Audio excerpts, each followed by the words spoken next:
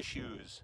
Welcome back to Discreet Defense Ranch. Today we are going to begin the testing for which I purchased the G42 in the first place, specifically 380 plus P. To begin with, we're going to chronograph these Underwood XTPs with a list velocity of 1200 feet per second, and these Buffalo Bore, not XTPs, but also 90 grains, also 380 plus P, and also a muzzle velocity of 1200 FPS. So place your bets now. Which one is going to do better? All right, I've got a whole magazine, so I'm going to shoot 7 rounds of each. And it is a beautiful blue sky day, so I definitely have the diffusers on. The sunshades up here above the chrony. On the left here, you have the Buffalo Bore, which looks a lot like a SIG V-Crown, suspiciously much like SIG V-Crown, I would say, which makes me very happy because that was actually a really good design. And if you bring the velocities up, I bet they perform magnificently. And on the right are the Underwood XTPs. And the XTP is also a good design, but I was never satisfied with the expansion. I'm going to flip a coin here and pick one of these to go first. Remember, 7 rounds of each, and we're going to get back a good... I'll get back 6 feet and risk killing my camera. Underwood's first. 90 grain XTP, 380 plus P. Helps if I chamber around. 1065. 1055. 1056. 1100. 1099. Duplicate 1099. And round number 7, 1113 feet per second. So that is the Underwoods out of the G42. Let's review that 7-shot string. We had a high of 1113, a low of 1055, a 7-shot average of 1083 feet per second. Magnificent performance by the Underwood XTP. Of course, we'll have to see how that translates into the gel. But first, we'll load up the Buffalo Bore.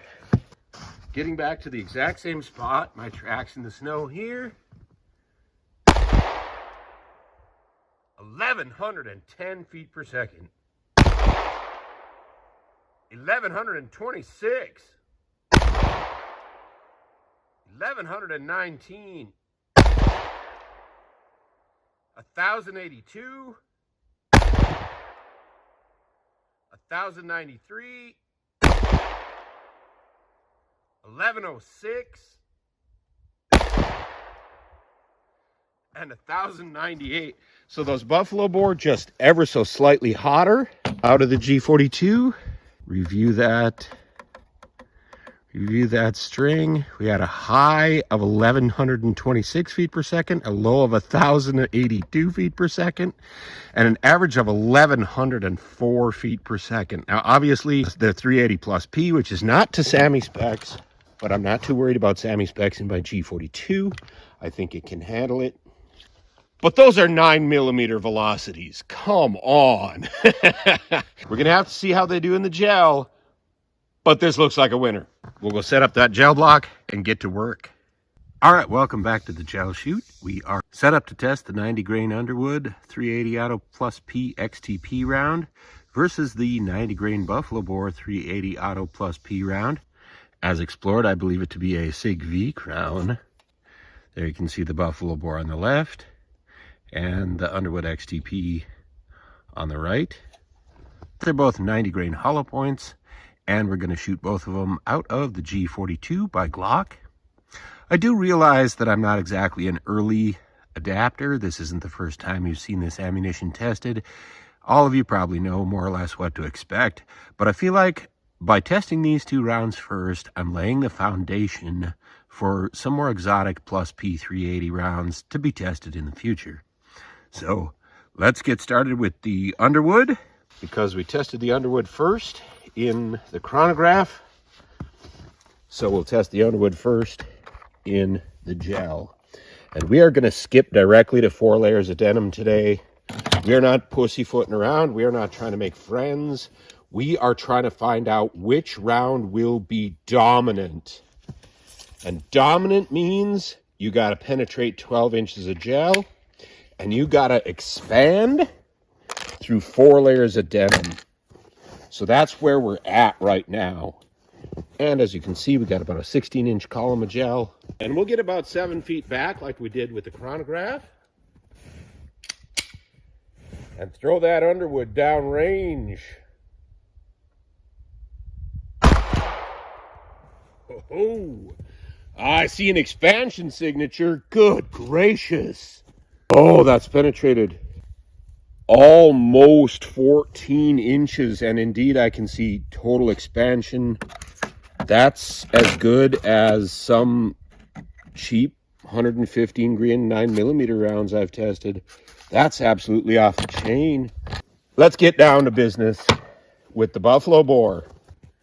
Again, 7 feet back.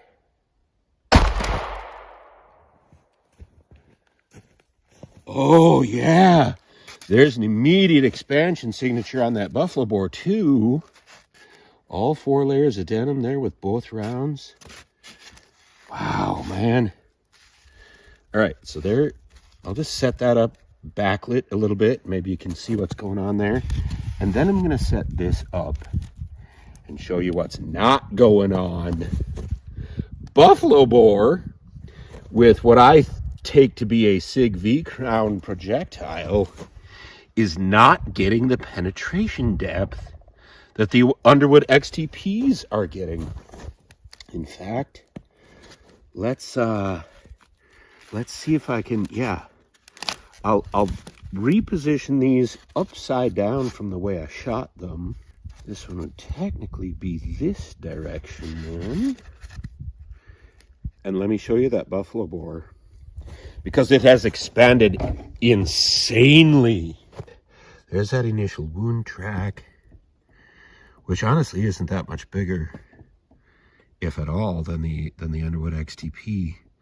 But there is the bullet right at the 11-inch mark in the gel, which to my way of thinking is adequate. But when you compare the Underwood, also fully expanded, though perhaps not as gigantically, way down there at the 14-inch mark in the gel. And then again, looking at those 2 wound tracks, I mean, it's like twin water spouts or something. Those things are doing almost exactly the same level of damage. I wouldn't know how to pick one over the other offhand. We'd have to test them over and over and have some objective way to measure a temporary cavity.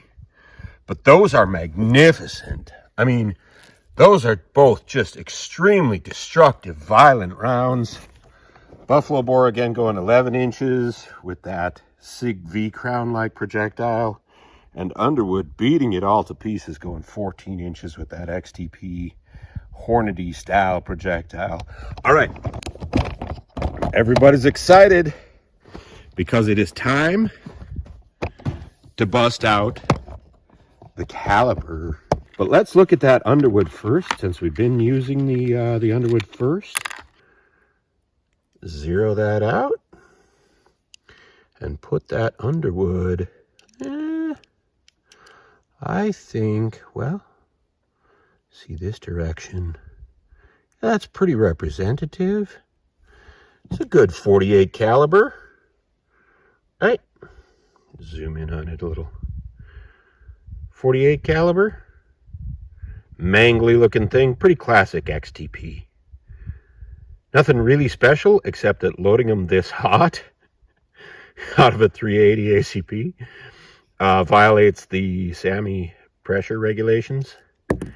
and does result in 14 inches of penetration with full expansion in a heavy clothing barrier like that denim test. All right. Now let's go after that buffalo boar. You know that's going to be sick. I like me my Sig V-Crown style. Good navy. Let's... Ooh, 61! I have to say, 11 inches of penetration with a bullet that looks like that versus 14. Yeah. Penetration is king. Everybody says it. Everybody knows it. Penetration is king, Dave. Penetration is king. But still, if I want to carry the buffalo boar for the extra expansion versus the Underwood for the extra penetration, that's on me.